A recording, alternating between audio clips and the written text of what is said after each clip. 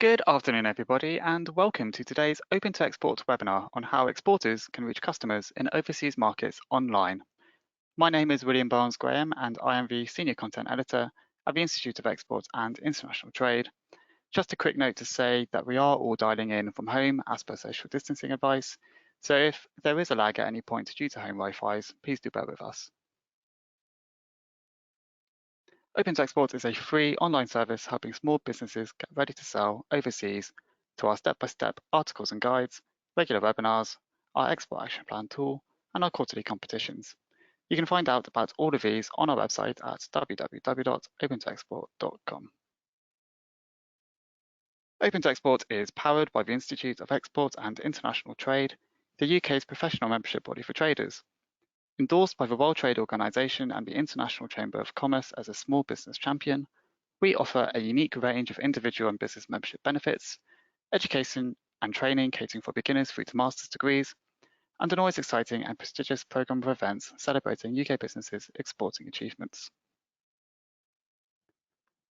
The Institute has moved online, offering a range of digital support and telephone assistance throughout the pandemic, including digital training courses and export masterclasses, international trade surgeries, which can be conducted over the phone, online qualifications provided by the Institute and the UK Customs Academy, daily bulletins bringing you all the key trade stories, and of course the free articles and webinars on the Open to Export platform. With the government indicating that it is looking to press on with ending the transition period at the end of 2020, we do recommend you continue your Brexit preparations, especially as many of the Institute's relevant courses are still fully fundable by government grants. And in terms of preparing for the practicalities of coming out of lockdown, we are delighted to have this week launched a brand new business help desk and document library called the IOE Business Shield, covering all your HR, health and safety, legal and tax issues, including advice for managing the furlough scheme and safely returning employees back to work. This is a new business membership benefit, and please do get in touch if you have any questions about that. We will be running a live Q&A later in the session, and you can ask questions at any point using the question box on the control panel to the right-hand side of your screen. The general principle we will adopt is that we will only ask questions that are relevant to the broader audience, so we will not be able to go into company specifics as such. If you do have specific questions, we can refer you to our technical helpline afterwards. We will also be avoiding speculative or political questions, which are asking for comments rather than factual advice or guidance. You can download a PDF of the slides at any point via the handout drop-down on your control panel, and you will be able to watch a recording of the webinar on opentoexport.com/webinars within a day of it finishing.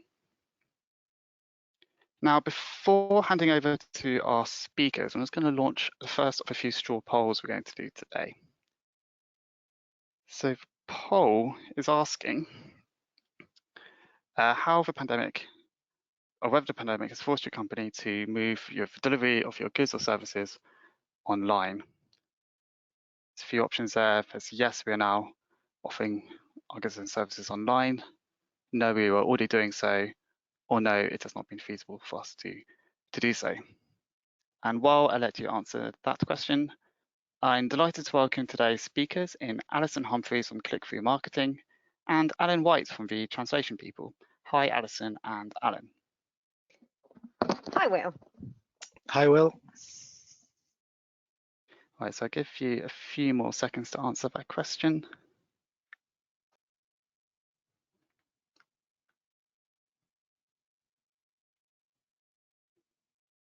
Right, so I'm gonna 5, 4,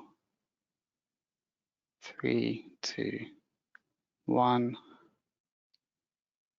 Just sharing the results now.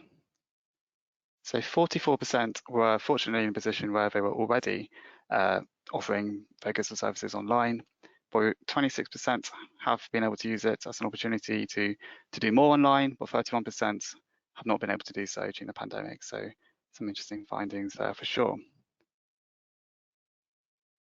So at this point, I'm going to hand over to our first presenter in Alison. Alison, over to you. Thank you, Will. So today we'll be looking at reaching overseas customers online and using tips for digital marketing in international markets. Next slide, please, Will. And as we'll briefly introduce before, I'm Alison Humphreys, Head of International at ClickThrough Marketing.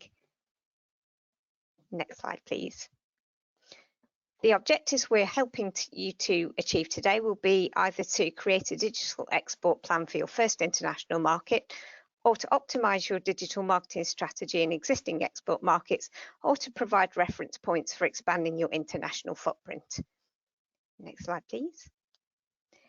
The agenda that we'll be running through today will be key areas from a digital marketing export planning perspective, including finding new markets, payment solutions, delivery proposition, localised customer service, optimal channels to reach local market, tips on planning your digital ad strategy, and the International Digital Maturity Framework.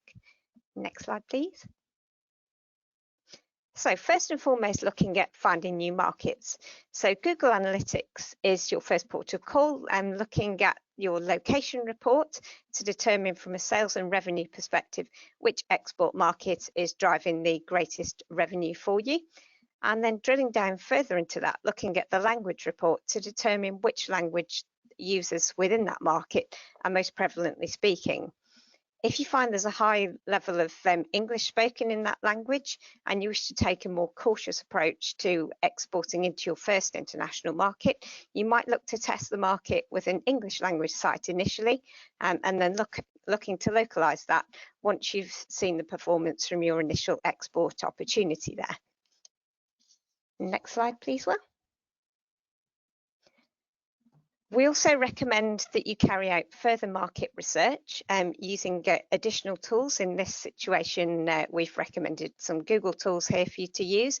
This is just to ensure that as when looking at your Google Analytics report, it is dependent on how well your site is ranking in that market, and can therefore be potentially misleading when there may be other opportunities in markets that may not be brought within to your reports because you're not ranking as well there. So Market Finder is a valuable point of reference, which enables you to check the demand for your product or service against the target export market identified in your Google Analytics reports. The tool combines insights such as local monthly keyword search data, popular market search trends, disposable income per capita, and volume of internet users and advertising costs to shortlist top markets for you to export to. We then recommend layering in Google Trends, which helps you to identify seasonality trends amongst that keyword set that you're going to be going to market with, in order to help you with budget phasing further down the line for your advertising planning. In addition to that, the Keyword Planner is an excellent resource for just a third reference point to check that the keywords that you're currently looking to utilise when moving forward do actually have that allocated search volume. Next slide, please, Will. So as part of ClickThrough Marketing are members of a small group of agencies in a partnership scheme with Google called the International Growth Programme, and as such we're able to use internal tools in collaboration with Google. So in this example, I've looked at UK fashion retailers selling shoes into export markets to look at the opportunity that can be provided. We can see here that Italy and India look to be a strong opportunity, looking at the rate of category interest growth, so the volume of searches rising in recent times against the cost of advertising in those markets. These are insights that we wouldn't be able to gain from the additional Google tools, so this helps us to provide our clients and prospects with additional support. Next slide, please, Will.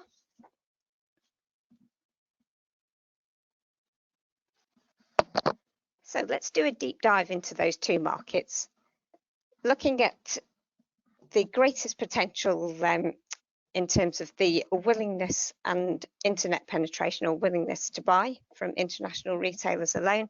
It shows that Italy has a greater potential as your next export opportunity than India.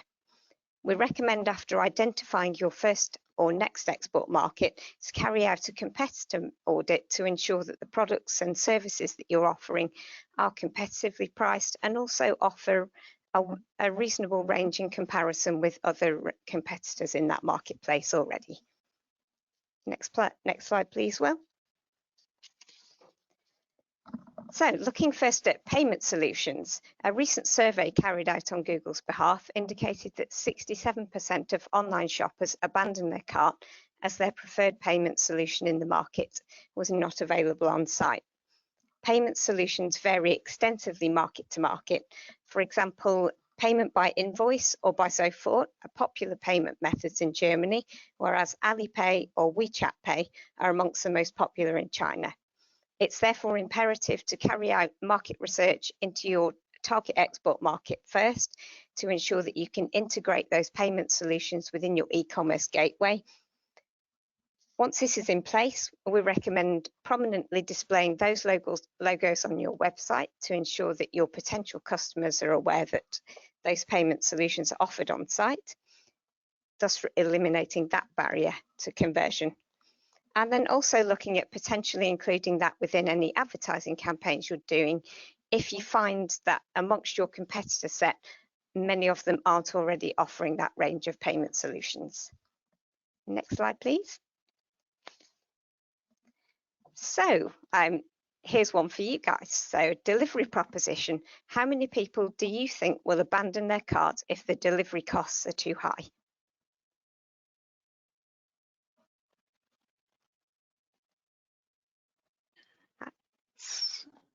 So again, while letting people have answer that question, Alison, do you want to answer one of the questions we've been sent in advance?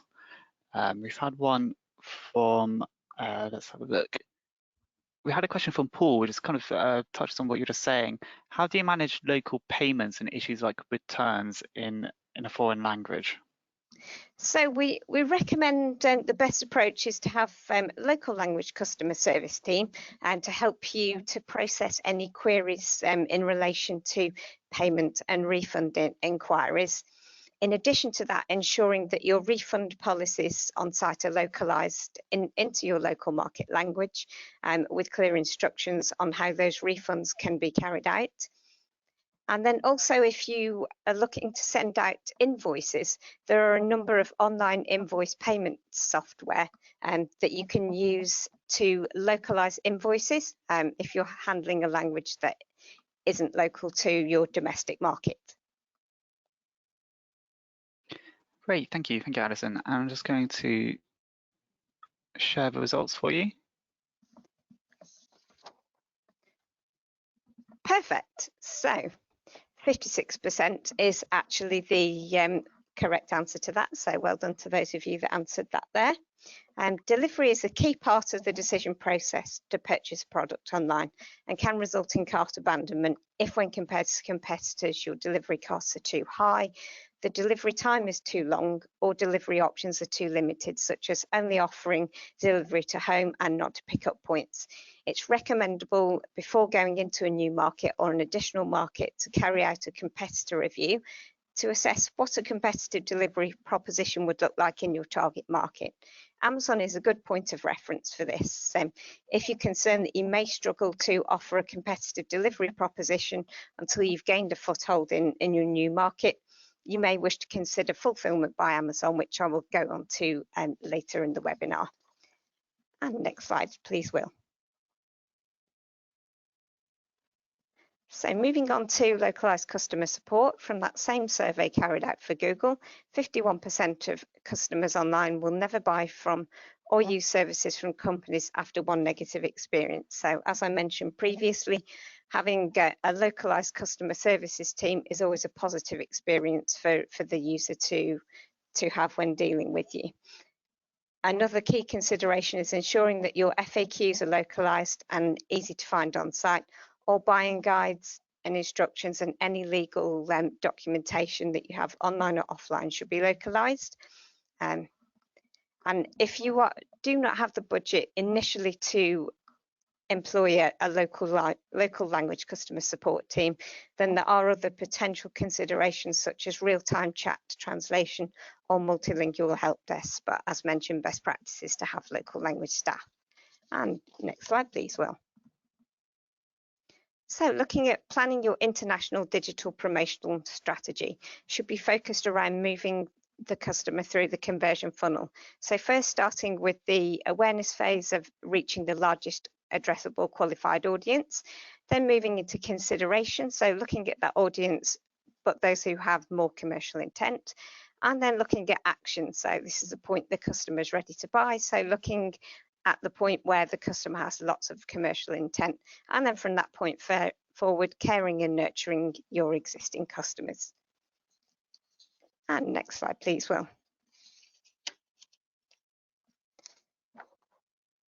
Social media platforms and display platforms are both top of the funnel, so awareness channels in terms of driving brand awareness in your target market. And they're a key part of gaining a foothold in your export market. The consumer usage of brand awareness channels like social media platforms varies extensively market to market. So for example, if you're looking to plan a Facebook advertising campaign, looking at the two different markets here, 85% of users in Spain use Facebook, whereas only 70% of Swedish. So when looking at your budget for social media platforms, you may want to upweight that more where you see more users using different platforms. And again, we can see the same with 24% of German users using Pinterest, but only 16% of French. WhatsApp is a key social media platform in Germany, indicating the importance of having a WhatsApp business page in that market. And then looking at China, where WeChat has an 85% penetration rate, and Sina Weibo only 34%. So again, in that case, you'd look to allocate more budget to WeChat. And next slide, please, Will. Search engines play a fundamental role in the conversion funnel, from capturing the attention of the user at the display stage to making the brand part of the consideration process through keyword searches and shopping in different platform cases, and then driving action through remarketing to website visitors. While Google holds the largest share in most global markets, there are other search engines that need to be considered, such as Nava, which is the top search engine in South Korea, Yandex in Russia, and Baidu in China. It's fundamental that your site is localized and optimized for these engines to gain successful organic ranking. For example, in the case of Baidu, you'd need to ensure that your site is optimized for simplified Chinese. And next slide, please, Will. And then moving on to online marketplaces, which are synonymous with the conversion or the action stage of the conversion funnel. Online marketplaces are a key consideration for people looking to make a product purchase or to consider a new service that they'd like to undertake. So these are a frequent reference point for comparing price and range, but it is important to ensure that you choose the marketplaces that will deliver the greatest reach in your target market, again through researching the market share for your product or service category before entering into your export market. They're also an optimal route to market where there is a high demand for your product, but your delivery proposition yields your company uncompetitive with the rest of the market. Fulfillment by Amazon is a quick route to market where the lack of budget or resource to offer a competitive logistics solution. And next slide, please, Will. And then looking at the care or the nurturing stage with your looking after your current customers. So the key considerations for building harmonious relationships with your customer is to speak their language, ensure that all content that you send out to them is localized in terms of not just from a linguistic perspective, also looking at expressions, synonyms, symbols, imagery used in that content. Align the promotion of products and services to local cultural characteristics. And be mindful of time zones, deliver the message at the time when it will have the greatest impact, but also ensure that you're relevant to ensure that your content is reflective of local occasions and events. For example, if you sell coffee and hot chocolate online and you have a wide number of followers in Australia, sending them an email promotion in December isn't likely to resonate well with your target audience while they're enjoying glorious sunshine and high temperatures. And next slide, please, Will. Also be mindful of key trends in media usage, having the greatest impact through delivering innovative ads on the channels your target audiences use most frequently. Burberry are a recent example of this with the uplift in live streaming throughout the COVID-19 issues. They capitalised on this to increase their live streaming through launching in-store experiences via Tmall. Google have also demonstrated the power of AR to incite people's interest, following on from the Netflix's Tiger King, which encouraged more people to start using their AR technology for searching. These are just a couple of examples of brands that have harnessed recent trends in media usage in order to drive successful digital marketing campaigns. And next slide, please, Will. So the International Digital Maturity Framework is a framework that we use to help advertisers to have a more optimal export planning. So we take you through this tool to ensure that you have the best options in place for your target market. And next slide, please, Will. If you'd like to book a free consultation in for an hour to go through the Digital Maturity Framework, our contact details are below. And next slide, please, Will.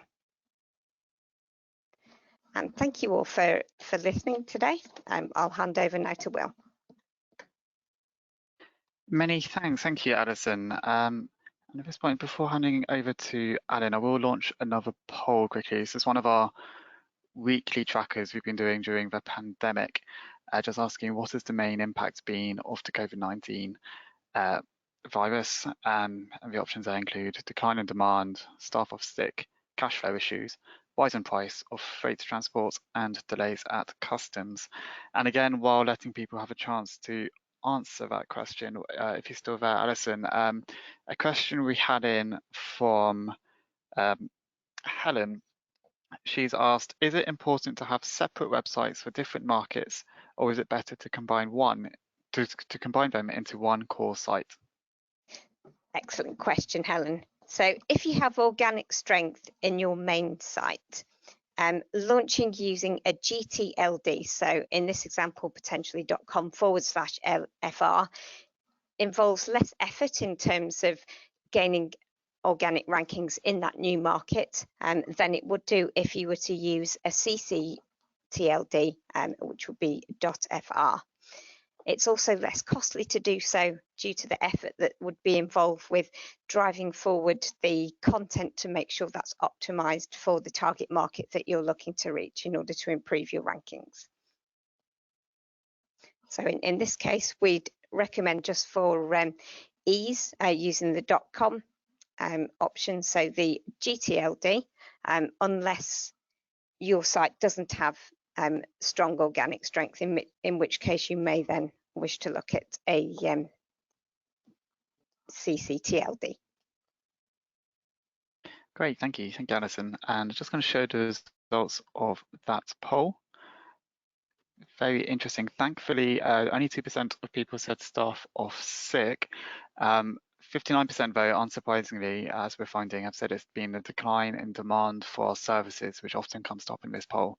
24% have said cash flow issues, and then you've got 8% for freight transport prices and 7% for delays at customs.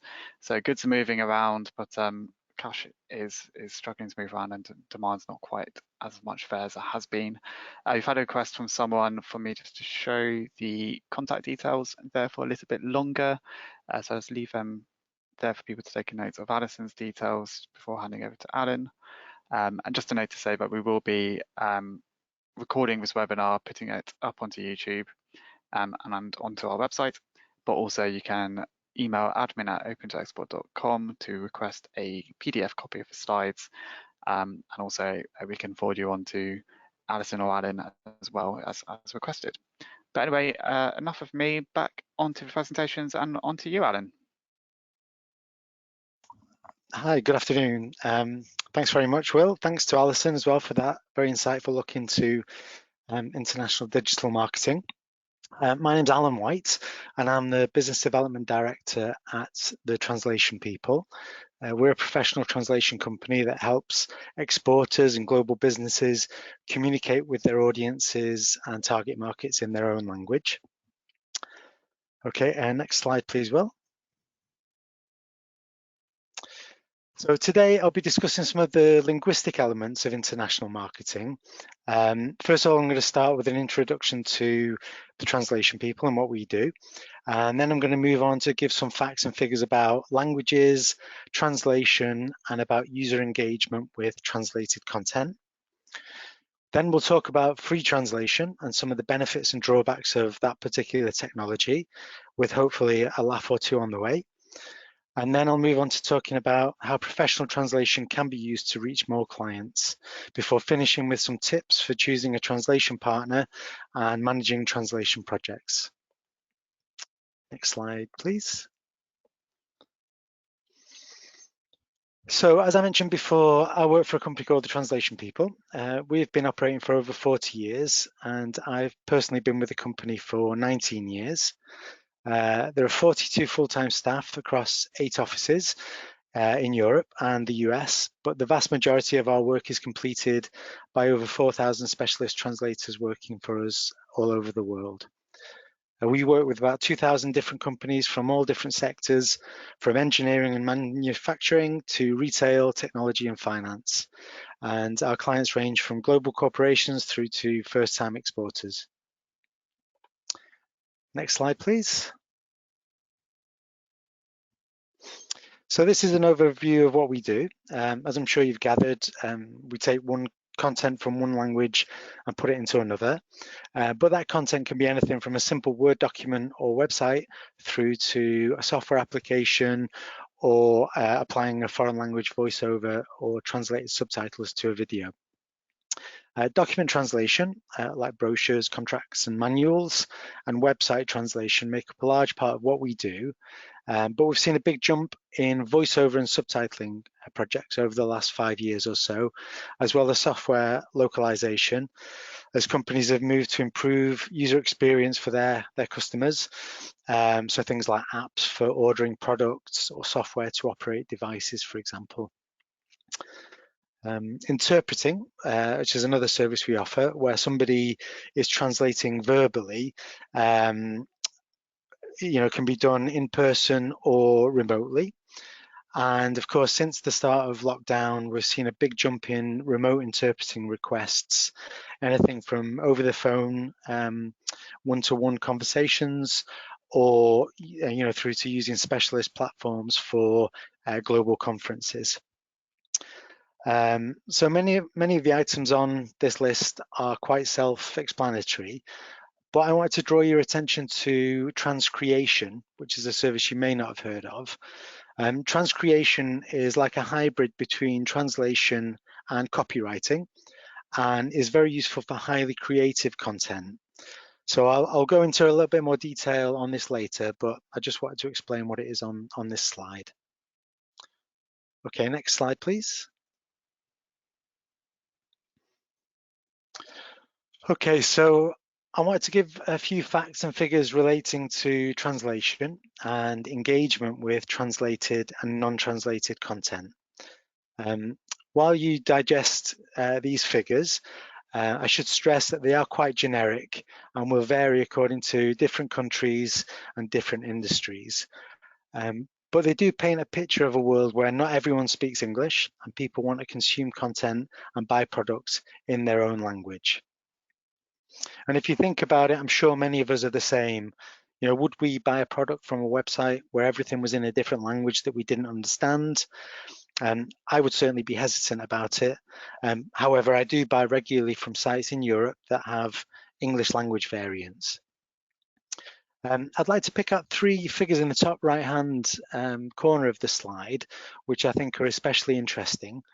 They show that there are a very high number of people who will not buy or who are very hesitant about buying from a website that is not available in their own language. And although these figures relate to web behavior, I think many of the principles can be applied to all forms of international business. And again, I would ask you to reflect on whether you'd be happy engaging with a client on a contract when you couldn't communicate properly with them. Okay, next slide, please. So before we go on to talk about how a professional translation service can help, I wanted to speak briefly about free online tools like Google Translate. etc.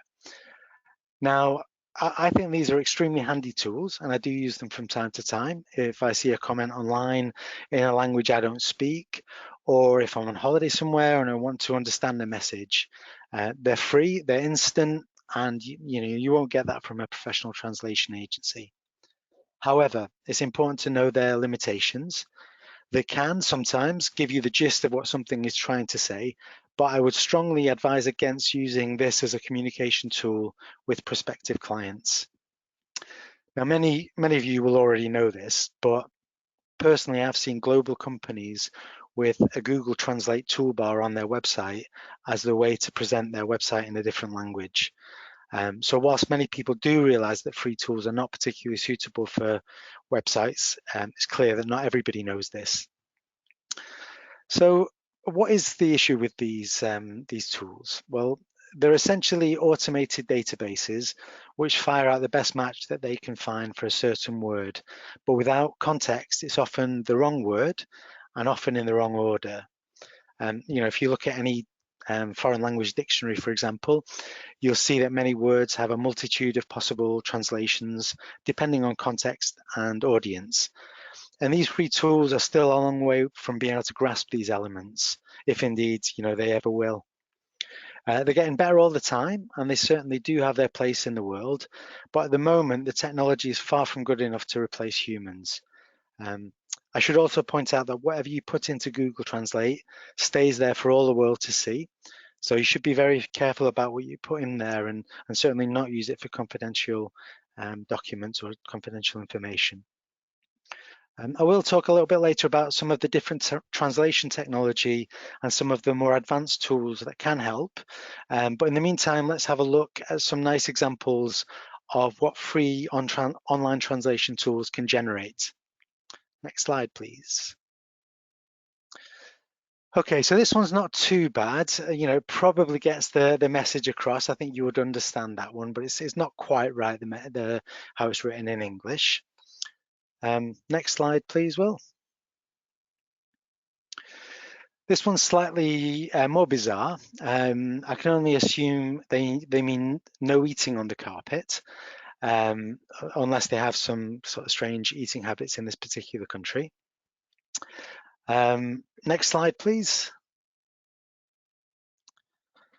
So again, this is probably understandable, and I actually checked up on this, and happenstance is actually a word in English, albeit one I wasn't familiar with.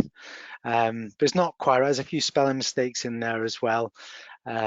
So that's not the kind of message you'd want to portray. And then if we can move on to the last one.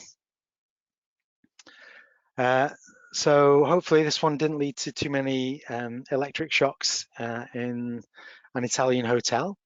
I think this one stems from the fact that aspiratore in Italian might mean both fan and vacuum cleaner. So this one's not immediately obvious unless you speak another language. But yeah, could be a little bit dangerous, this one. And there are plenty more where these examples came from. And as you can see, you often get the idea of what they mean, but would you want something like that on your website or in a brochure? I think we would all agree that we wouldn't really want to present ourselves in that way. Okay, so if we move on to the next slide. So I wanted to talk a little bit about what our clients, who are all companies like you, ask us to translate on a daily basis, and how they use translation to reach more clients. I'm going to talk about two of the items in particular on this list. We've already spoken about how translating your website will engage more people, but what about SEO? So if you translate your website, but then no one finds it, then obviously you're missing out on a trick there. And one thing to bear in mind with SEO is that people in overseas markets will often search using different terms to their counterparts in the UK market. So if I use the example of the business that I'm in, we find that people search on translation services. That's the term that most people use to find our company. But in France and Germany, where we also have operations, people search on the equivalent of translation agency. So it's quite similar, but still different. And as your target countries become further afield and the cultural differences become greater, these differences in search terms become greater as well. And it's important to know this so that you can ensure that your website is populated with the appropriate language to ensure that you are found for these search terms.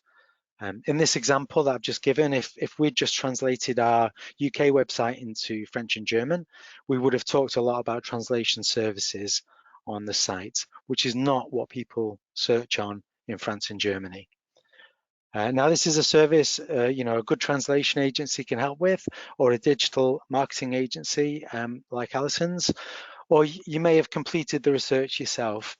But the key is to share the findings with your translation partner when you're producing your website translation.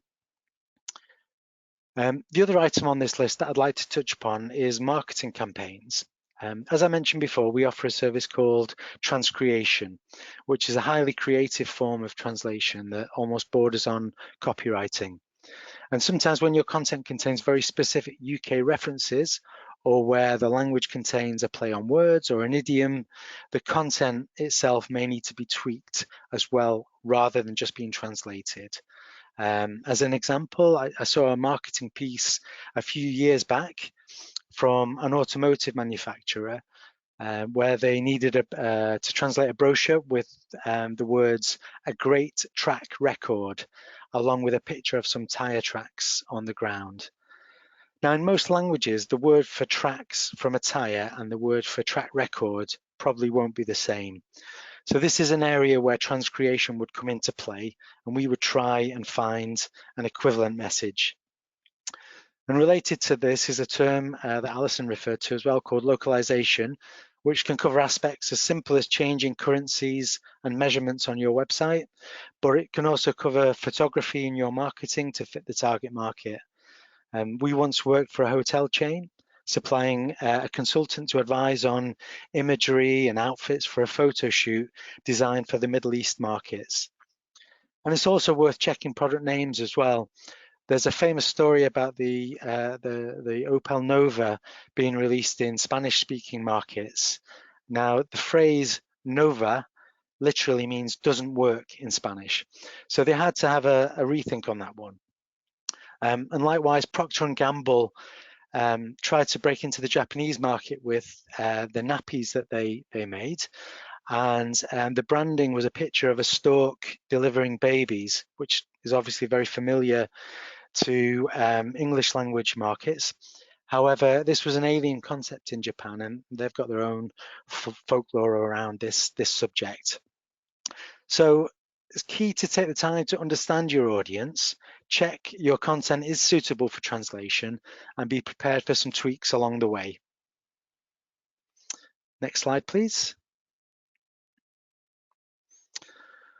Okay, so now I'm going to talk about some tips for choosing a language partner to work with. There are many different providers of different levels and to suit different budgets, so you have to certainly do your homework. There are over 5,000 translation agencies in the UK alone, and that's not to mention all the agencies in around the world. And I would say from my experience, not all agencies offer the same service. So the first point is about translators. Check with the agency that you're speaking to about the profile of their translators, how they recruit them, how they assess them. Some agencies will only work with professionally qualified linguists with experience. Others are less stringent on who they work with. See if you can get some sample profiles and experience of people who will be working on your projects. Secondly, technology. There is intelligent translation technology that we use in the industry called translation memory. And this technology stores and reuses translations that we do for you so that you can save time and money and sometimes saving thousands of pounds on projects. And that's without sacrificing quality at all. Essentially means you don't have to pay for the same translation twice. So I would definitely inquire with the prospective translation partner about what technology they use to streamline the process. Third point is references. Ask who the translation agency's biggest clients are, how long they've been working for them. If possible, ask to speak to some of their clients to get a feel for what they are like to work with. If they don't have good client retention, that could tell you something. You know, we're proud that we've been working with our biggest clients for over 10 years, and in some cases over 20. So it's definitely something to look at. The fourth point is pricing. Now, of course, this is going to be a key consideration, but I do think that it should be looked at in conjunction with other points. Quite often you get what you pay for, and you may save a few £100s on a translation, but if it's poorly translated, you may lose much more than that in lost revenue. When getting a price for a piece of work, I would strongly advise against just asking for a price per word for translation. Now, this is typically how things are calculated in the translation industry, but some companies offer a slightly cheaper price per word, but then they offer a project management fee on top of that, or don't offer as good discounts for translation memory matches. So I would ask for a fixed price for a piece of work and use that as a basis for your decisions. Okay, next slide, please. So last slide from me. Just wanted a few tips on managing projects once you've chosen a partner. The first thing I would say is get involved. In my experience, the best projects are the ones where the client gives input on the target audience, helps to create style guides, gets involved with translator selection, collaborates on the drawing up of a technical glossary, etc., rather than just sending something to an agency and expecting it to come back perfect. Second point is time. Companies, will try and pull out all the stops to meet deadlines, but it's often not the best way to do translation. Translators need to do research, consider different options, and sometimes ask queries. So asking them to translate a piece in 24 hours that took you 2 months to write and approve in English is probably not the best route if you can avoid it. Next point, which is avoiding too many UK-centric references. Puns and idioms and plays on words are very difficult, if not impossible to translate. So try and bear that in mind. The service I mentioned before, Transcreation, can help with this, but it can be expensive. An alternative is to retain your creative UK copy for the UK, and then maybe to have something more general to be translated for international markets. It will be cheaper, faster, and often will give you good results anyway. The next point, which kind of echoes what Alison said before, really, is to take a measured approach. We're often approached by clients who want to translate everything on their website and all their downloads into 20 languages at the same time. But especially for big sites with a lot of content, that can be very, very expensive. So if budgets are tight, I often recommend in the first instance to be selective with what you want to translate. Maybe choose your main pages and products, create a shorter download with key messages in, and translate those pieces well, see what the results are, and then reassess. And then you can always translate more afterwards. It's far better to do this than to try and translate everything and do a botched job of it because you've had to go down a low-cost option. And then the last point is, be prepared for changes. Translation is subjective. And once you've had something translated, it's not uncommon for other people to have a different opinion on the translation, a tweak here or there, or a few changes. It doesn't mean it's wrong, but translation, like any writing, can be subjective, especially when it comes to marketing. But a good agency, a good translation agency, will work through any potential changes with you and help you manage this process. And if you work with an agency, over time, the translators should be able to get to know your brand and the translation should get closer to the desired effect. Okay, next slide. So actually, the last one wasn't the last slide. I just wanted to share this with you. We started a little social media campaign this year based on untranslatable words from other languages, words that have no direct equivalent, like a little celebration of the quirkiness of different languages. And this is this month's offering, the thought of which I thought would help you get through any lockdown blues you're suffering from. So thank you very much for your attention. My email address is on the next slide. If you want to get in touch with us directly, I'd be more than happy to talk to you about your requirements. Great, thank you, Alan. And good to learn another untranslatable word in Utepels. Is that how you say that? I'm not quite sure. I know Norwegian is famously hard to say. Yeah, I think so. Excellent. I know the Danish word hygge as well, isn't there, which is kind of good vibes is my recollection of what that means. It's just another of those sorts of words. So good to be Scandinavian. Just before I go into the questions, I'm going to do one last poll. Again, this is a poll you can all answer. We're just asking, have you experienced delays exporting, dispatching or receiving goods or component parts? And while that poll is going on, just a reminder, you can now ask questions to either Alan or Alison. You can use the control panel to the right-hand side of your screen, and you should there see a question drop down. So the first question I will put to Alan, actually, it's sort of in a similar theme to a question I asked Alison earlier. It comes from Adrian. It's asking what the best way to translate your website content is. And I think bearing in mind as well that obviously you might want to be translating your website into multiple different languages. So how would you just kind of big tips for website translation, Alan?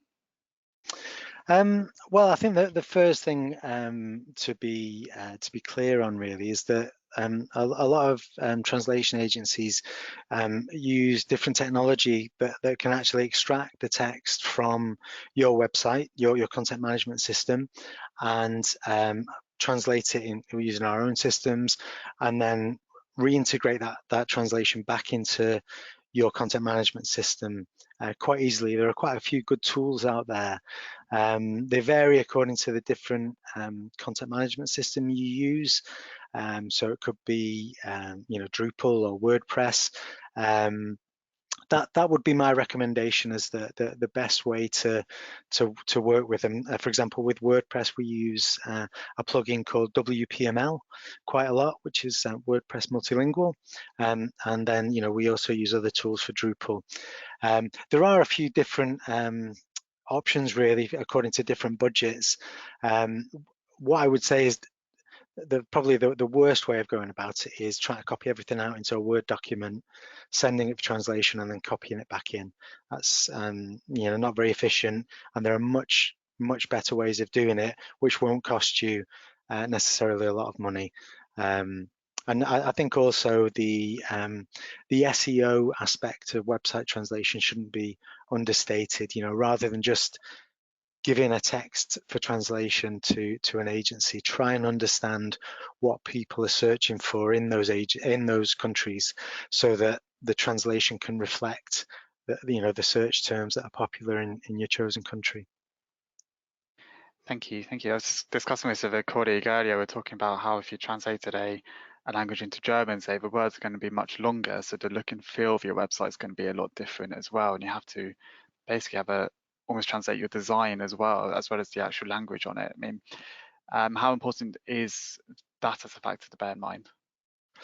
Yeah, I mean, certainly German, a few other languages as well, like Italian and Russian do tend to, expand quite a significant amount. And likewise, if you're translating into Chinese, for example, the relative space that takes up is smaller. So that certainly does have to be factored in.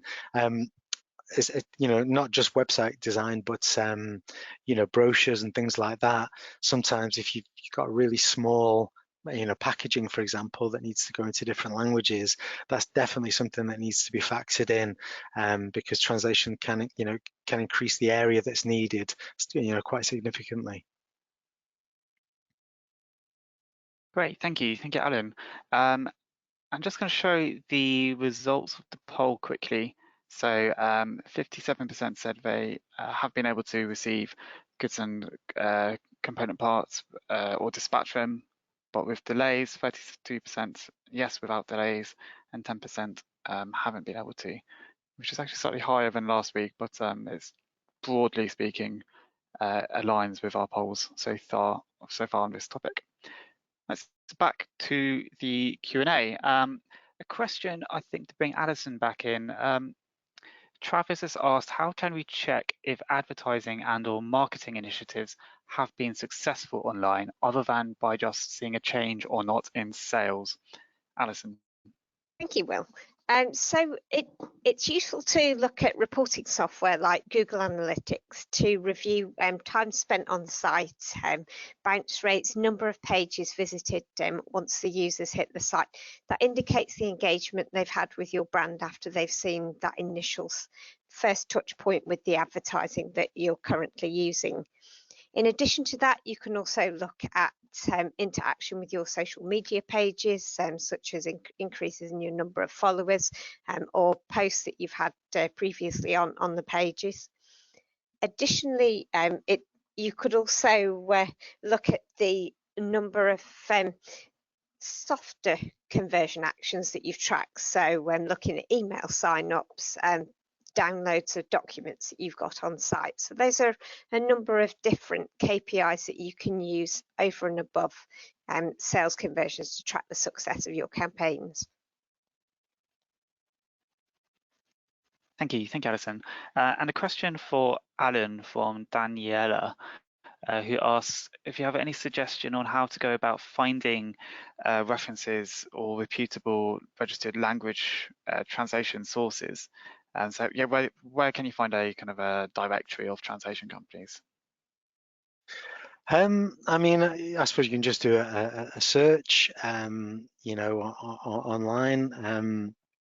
You know, I think you find that there are lots and lots of companies on there.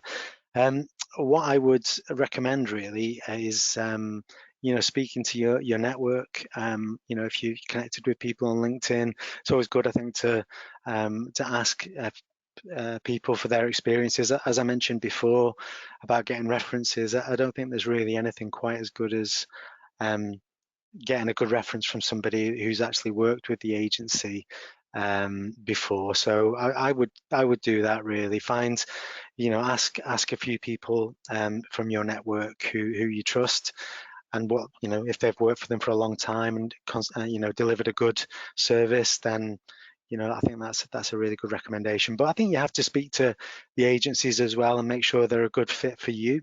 You know, I think the relationship you have with the account manager, you know, we have a dedicated account manager for our clients, and, you know, I think you have to get on with those people. You have to rely on them. So it's important that you have that good relationship with them.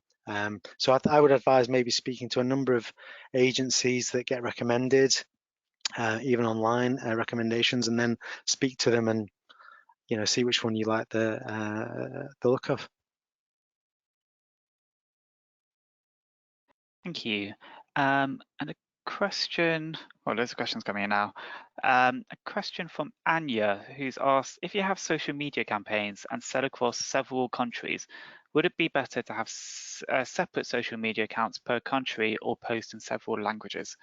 I'll put that to you first, Alan. Is that something you can do? Yeah, I mean, certainly in terms of the languages, you know, I think it would be important to have, you know, different social media, you know, different accounts really in different languages. And also, I think looking at the different content as well. So if you have the resources to share, you know, some content might be appropriate for all markets, but, you know, for some markets, they might not be interested in, or the content might not be relevant for them, or you might want to produce something separate for that country. You know, I was talking with a prospective client who's actually a football club, and they're looking at doing some social media in a region where one of their players plays, and or where he's from, sorry. And, you know, they were talking about how all the social media content would revolve around that player. They wouldn't share social media content, about the general day-to-day players or the club. It would just be around that particular player who would be of interest to that country. And we've had a question in from John, who's asked, how are there any websites which allow you to track what devices are used in different countries? I.e., does China use more mobile phones? Does Germany use more PCs? And kind of then asked for some tips about how to adjust websites or translated content for different device formats. So I wonder, Alison, do you know anything about tracking which countries use which devices before moving on to the translation aspect of that question? Yeah, so most reporting platforms will enable you to track how many users are hitting your site through different devices. If you look at Google Analytics, for example, you've got devices reports within that, and that will also enable you to look at the different platforms as well. If you're looking at mobile phones that will be coming through to your site, and other analytics software packages like Yandex Metrica or Baidu Tongyi will also provide you with that information. So then you can build up a report on how many people are hitting your site through mobile, desktop, or through tablet. Alan, in terms of adjusting kind of translated materials for different formats, any advice in terms of devices?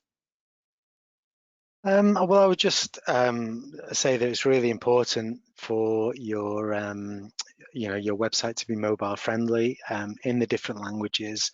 I mean, that's a key consideration, not just for usability, but also for how well your site ranks. So just make sure that when you translate a website, especially into a language that has maybe longer words, make sure you do a good a mobile test on that to make sure that it is suitable.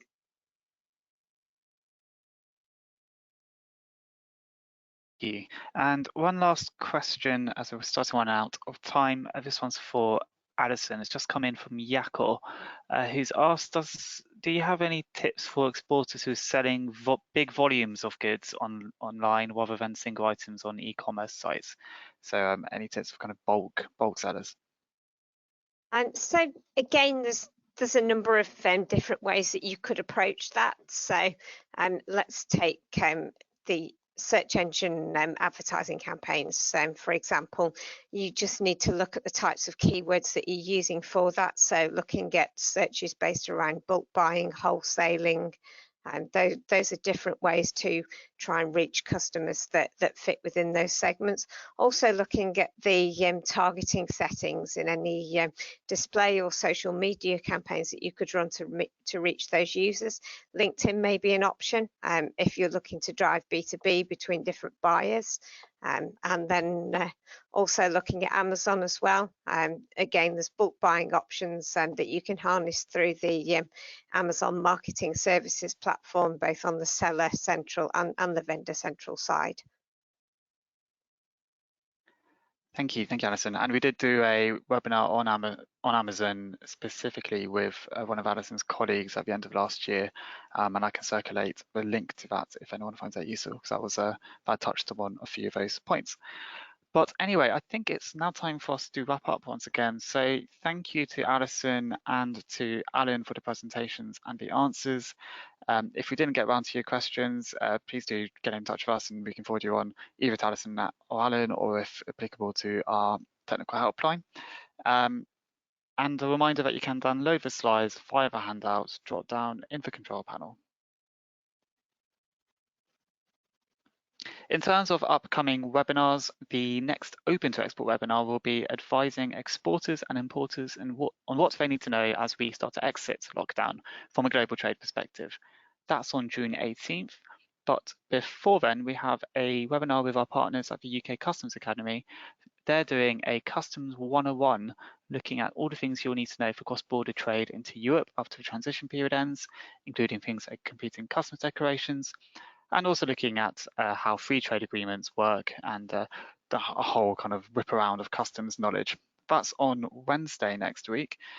We will send links to both those webinars in the aftermath to this webinar. You can find details about all the Open to Export program at open2export.com/webinars.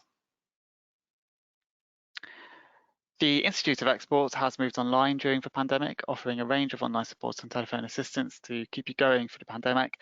This includes digital training courses, export masterclasses, international trade surgeries, which can be conducted over the phone, online qualifications from both the Institute and the UK Customs Academy, our daily bulletins bringing you all the key trade stories, and of course everything on Open to Export. Again, we do encourage you to look at the training in particular, because government is very much indicating it's looking to press on with ending the transition period at the end of 2020, and many of our Brexit preparation training courses are fundable by the government grants. And as mentioned earlier, we are delighted this week to have launched our IOE Business Shield for our business members. This covers HR, health and safety, legal and tax issues. It basically provides a help desk and a document library, and it includes support for things like managing the furlough process and safely returning to work post-lockdown as well. So lots of really useful information there. And please do have a look at that on the website at export.org.uk. And if you require any more information, as always, please feel free to get in touch with us. And through these historic times, we really do think it's important that we support each other and share information and wisdom around the best practice in global trade and the challenges ahead. As mentioned just now, membership with the Institute gives you a really great support network and wealth of information to ensure that you have everything you need to meet the challenges of global trade head on. To find out more about membership with the IOE, please do look at the site at export.org.uk/membership, and our membership services team will always be happy to answer any questions you may have.